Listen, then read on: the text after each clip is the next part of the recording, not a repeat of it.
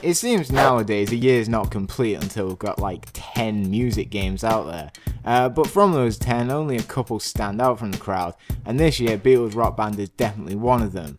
Of course, this is a no-brainer if you're a Beatles fan, but if you're not, there's a couple things to note if this is one that's on your list, but you're not sure about getting.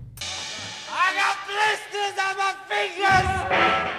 The first thing that you're treated to in Beatles Rock Band is the intro that they showed at E3, and it's just a really good feeling of what the actual game has in store for you, and then you get onto the main menu, which is just bright and colourful, keeping with the theme of the Beatles, and then I pop straight onto this story mode. And this isn't the same as the previous Rock Band games, where they just put you in clubs and whatever, playing just songs and trying to get your fan base up. This actually follows the career of the Beatles, so you'll go from the Cavern Club, playing songs like Twist and Shout, to, you know, going through the stadiums like Shea Stadium, and then eventually get into Abbey Road Studio, where you get these cool dreamscapes, and these are basically an interpretation of the song, and each song in the Abbey Road Studio section of the game is completely different from each other. Granted, some of them are a lot more thought out, where you get like the I Am the Walrus song, where it's ridiculous and over the top, but then you get other songs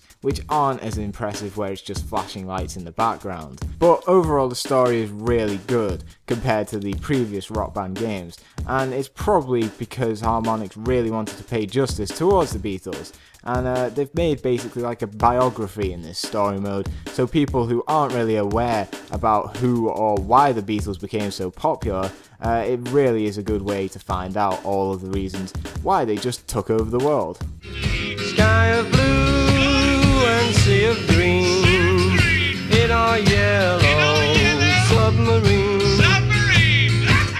Another part of the game which really caught my attention, apart from like the dreamscapes, is just the rest of the animation. All the band members just look the spitting image. Of course they're in like a kind of cartoony style, but nonetheless you can tell them apart. And not just that, but like when you're in stadiums like Shea Stadium for example, just the animations of the crowd reacting to the Beatles, it just really shows off how much the Beatles were just respected and just loved all over the world. Seeing these girls run into the stage and getting stopped by security, it just adds a lot to the game. But not only that, they've basically added more content which you can unlock, and this is done through when you 5-star a song, you'll unlock 2 pictures kind of showing backstage scenes of the band during their early days, and also during the load times you'll hear some backstage chatter. So this can be just them tuning up their instruments, but normally you can't really hear what's going on, but it just adds to the authenticity of the whole experience.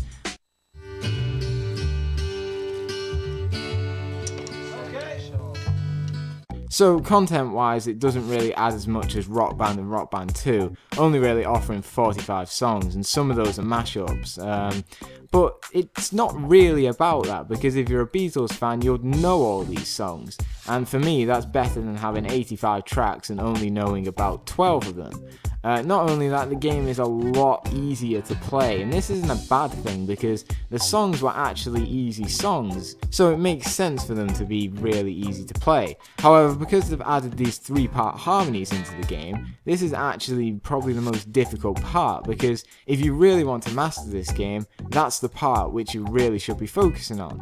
Unfortunately, Harmonix seems to have taken out the capability of using your Xbox 360 headset to be able to sing, so you'll have to purchase a Lips microphone or just a third-party peripheral microphone, which is kind of a shame because it takes out that easy access into the game for people who don't buy the full band set and just want to play guitar and use a headset to sing. Other than that though, it's really easy to play because they've added so many tutorials for you to get into.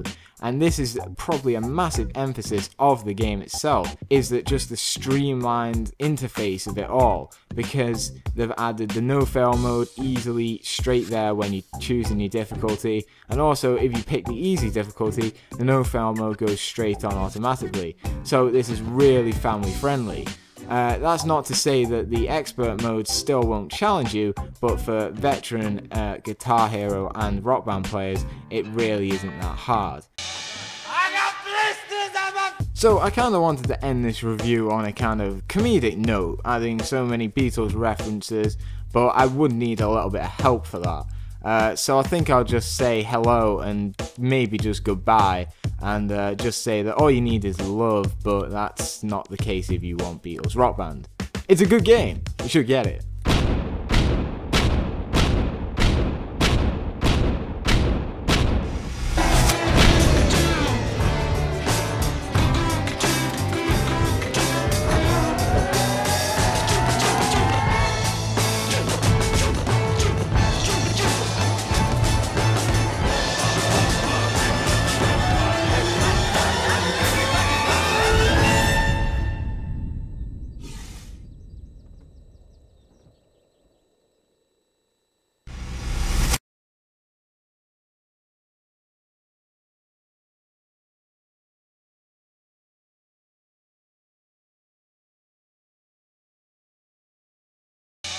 I got blisters on my fingers!